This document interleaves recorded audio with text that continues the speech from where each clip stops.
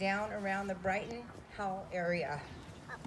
Now, Joe, you know we have to label you a troll. This is a UP tradition. At 17 years old, he graduated early from Heartland High School in 1982 to join the U.S. Coast Guard. While at boot camp in Cape May, New Jersey, Joe turned 18. And according to what Joe's told me, this was not his greatest birthday memory. From boot camp, with adventure on his mind, he selected the furthest available duty station from home. That place was Honolulu, Hawaii. What tough duty. Seaman Lenore served aboard the Coast Guard cutter Mallow, a 180-foot buoy tender that serviced aids to navigation throughout the Hawaiian Islands and South Pacific, including Johnson Island, Kwajalein Atoll, and Samoa. For the next 24 years, he proudly served his country in Kodiak, Alaska, Portsmouth, New Hampshire, Duluth, Minnesota, Washington, D.C., Portsmouth, Virginia, and Marionette, Wisconsin. In 1997, Petty Officer First Class Lenore was offered a commission as a Chief Warrant Officer. Upon accepting, he immediately received orders to Coast Guard headquarters in Washington, D.C., which of course was not one of his first choices of assignment, and he finally realized he was no longer in Hawaii. While in Washington, Joe was promoted directly from Chief Warrant Officer to Lieutenant and served at Coast Guard headquarters for 5 years. On the morning of September 11, 2001, Lieutenant Lenore was at work when he felt the building shake and saw the smoke rising from the Pentagon. He remembers all too well the chaos that followed that day throughout the Washington, D.C. area. His last active duty station was at the shipyard in Marionette, Wisconsin, as part of a Coast Guard crew overseeing the construction of the new Coast Guard cutter Mackinac. At the conclusion of this assignment, Lieutenant Lenore received the honorary title Master Shipwright and official plank owner status. Joe may have retired from the military, but not from service. In 2007, he went from the sea to the land and currently works for the U.S. Forest Service as a Forest Fleet Manager for both the Hiawatha and Huron-Manistee National Forests. He has been married to Janice for 31 years, and I'm pleased to tell you she is a true Yooper from Bark River. They have 2 children, Eric and Kristen, both LaSalle High School graduates. Ladies and gentlemen, please join me as we welcome Lieutenant Joe Lenore.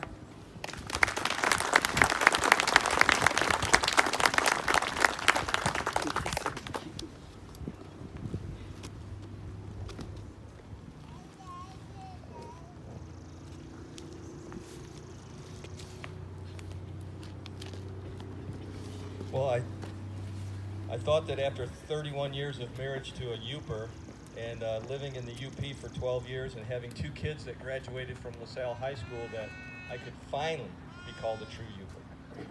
But that will never happen. Thank you, Billy, so much for this great honor for being here today. Ladies and gentlemen, honored guests, fellow veterans, it is truly my honor to be able to speak with you today. And I am a much better storyteller than a speech giver, so I'm going to mix those two together. I have my speech in front of me, but I want to speak to you today from the heart. These papers in front of me help me when I start to ramble on and get back on track. Today, I want to remind you of those who made the ultimate sacrifice, those who returned from war, those American fighting heroes, and those who are serving now. From Europe to the South Pacific, and then back here to St. Ignace. There's a place in Europe called the Ardennes. It's around where Germany and France and Belgium kind of come together. It was the place of a terrible battle where the Germans made their greatest offensive move on their western front. We've come to know it as the Battle of the Bulge. The Allied forces on the other side were led by General George S. Patton and his Third Army.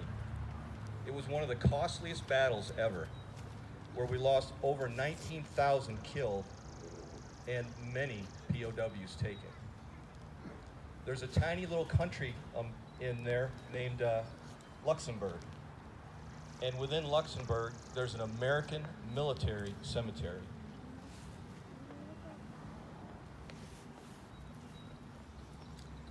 I had the privilege of visiting that cemetery, and there are over 5,000 men and women laid to rest there.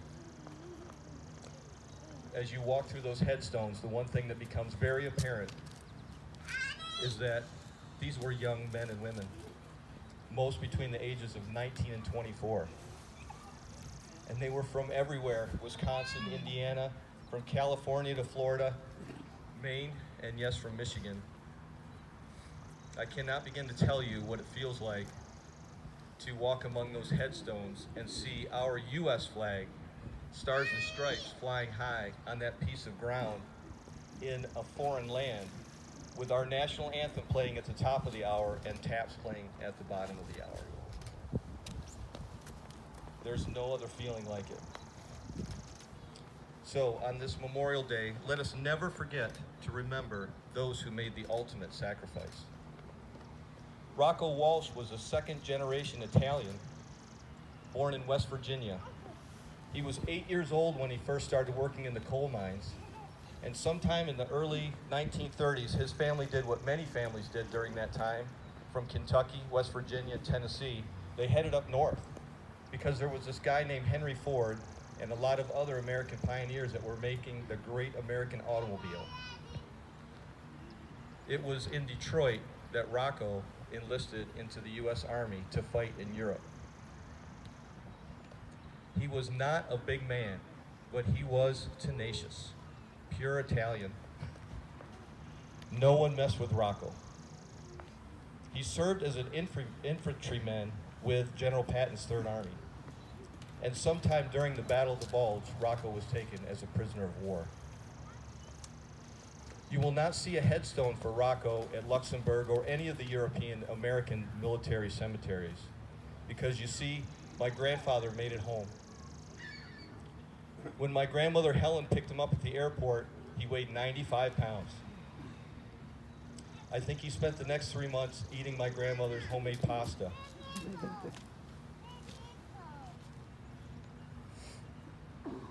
He never talked to me about his time as a POW, except for once. He found out that I was enlisting into the military, and he invited me over to the house. As we sat in his living room, he went into the bedroom and he brought out a prized possession of his own. Some U.S. standard issue Army boots that he kept, and they still had a shine on them. I'd never seen him get emotional about anything. But he told me, he said, "Joe, the conditions were so bad that just to get sick at the POW camp could mean the end for you. And the guards that were guarding them were not that better off. They were ill supplied too. And because of that, they let the prisoners build or create a garden to grow food so that they could try and survive. So they scratched in the soil to grow whatever they could. And to hear my grandfather tell the story, he became the head gardener. Because remember, you don't mess with Rocco. I wish that you could have seen some of the amazing gardens that my grandfather made behind every house that he ever lived in. I do believe that Adam and Eve would have been proud of these gardens. And after hearing his story, I wondered if this was not a way that my grandfather paid his memorial to those who were starving, because he created these gardens and he gave out food to everyone, the bounty that came from that. Let us never forget to remember those who returned home from war. On the other side of the world, a little island in the South Pacific, way past Hawaii. If you keep going and you almost get to Australia, the Solomon Islands, and beyond that, there's a little tiny island called Guadalcanal. It ended up being a very important piece of real estate for the Japanese military. As they were advancing their forces, Guadalcanal proved a place where you could have a good runway and bring in supplies and continue on. As important as it was for the Japanese to build there, it was just as important for the U.S. to stop them. And that's just what the U.S. Navy did. Douglas Monroe, the young man, he was born in a little town just outside of Seattle, Washington. He was a handsome young man who was a gifted athlete and a natural leader who had the ability to draw people to him.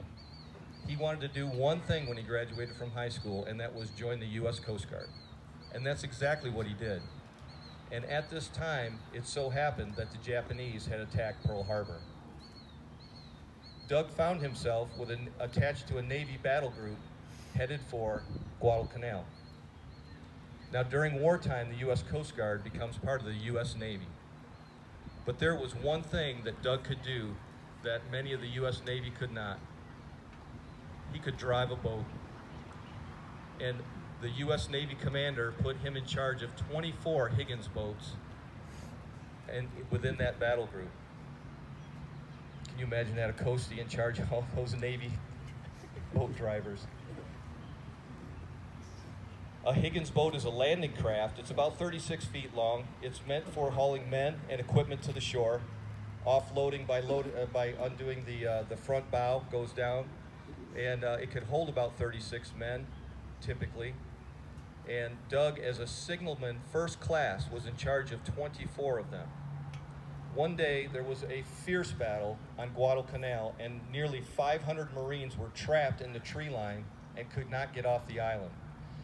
They were trapped in the tree line between the water's edge and the beach, so that when they tried to get across the beach to the ships to take them off, they were strafed down by the Japanese, who were fortified in bunkers. When Doug found out about this, he immediately put together 4 or 5 boats and headed into the island to try to get those Marines off.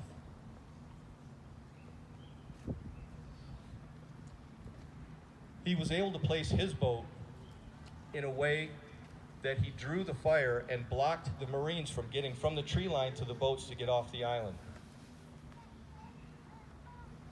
He helped rescue every one of those Marines that day. On his last trip in, he took 6 trips in to get Marines because the boats would only hold 36 people, but that day, I guarantee you, they were stuffed with as many people as they could get in there. And his last trip in, a bullet from a Japanese gunner took his life as he was hit in the head, and he died instantly. Douglas Monroe is the Coast Guard's only Medal of Honor winner. And if you ever find yourself at Quantico, Virginia, at the Marine Corps base, you'll see a wall that is their honor wall that has Marine Corps insignia for each one of those men that received